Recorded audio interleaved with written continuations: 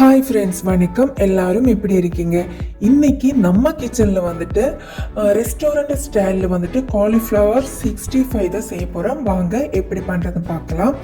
அதுக்கு தேவையானது ஒரு பெரிய சைஸு வந்துட்டு நான் காலிஃப்ளவர் எடுத்திருக்கேன். அது இந்த மாதிரி கட் பண்ணி எடுத்துக்கோங்க.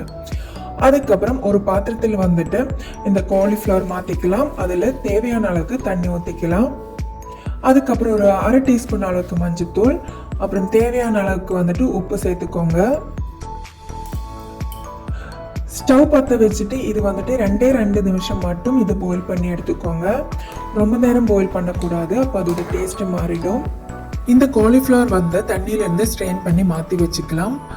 அப்புறம் மசாலாக்காக வந்துட்டு 2 டேபிள் ஸ்பூன் அளவுக்கு வந்துட்டு சோம்பு எடுத்திருக்கு, ஒரு சின்ன பீஸ் அளவுக்கு இஞ்சி, அப்புறம் 10-12 பல்லு பூண்டு எடுத்திருக்காங்க, அப்புறம் ஒரு கைப்பிடி அளவுக்கு வந்துட்டு மல்லியெல்லாம் எடுத்திருக்கு, 2 பச்சை மிளகாய், தேவையான மட்டும் நீங்கள் ரெட் சில்லி ஆட் பண்ணி பேஸ்ட் பண்ணி மாற்றி வச்சுக்கலாம்.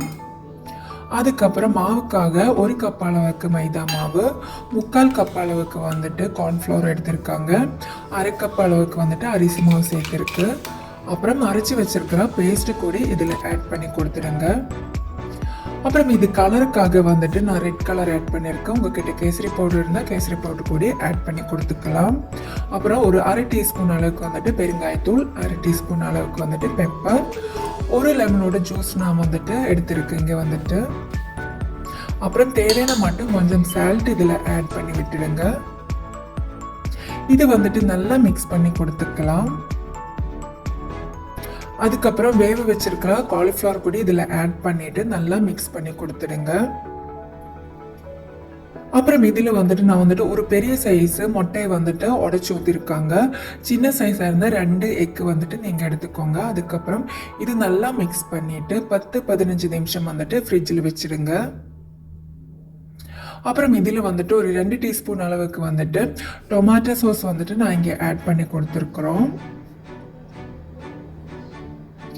இதெல்லாமே 10-15 நிமிஷம் வந்துட்டு செட் ஆனதுக்கப்புறம் ஒரு பேன் அடுப்பில் வச்சுட்டு இந்த மாதிரி ஃப்ரை பண்ணி எடுத்துக்கலாம். இது வந்துட்டு லோ ஃப்ளேமில் வச்சு ஃப்ரை பண்ணிடாதீங்க, நல்லா ஹை ஃப்ளேம் வச்சுட்டு ஃப்ரை பண்ணி எடுத்துடுங்க.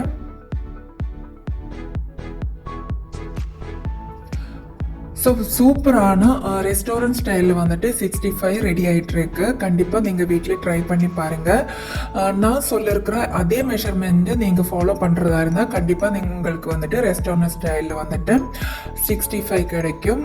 வீட்லேயே உங்கள் கிட்ஸுக்கெல்லாம் வந்துட்டு ஈவினிங் ஸ்நாக்ஸாக இது ஃப்ரை பண்ணி கொடுத்துக்கலாம். இதே மாதிரி எல்லாமே நான் வந்துட்டு எண்ணெயில் போட்டு பொரிச்சு எடுத்துட்டோம்.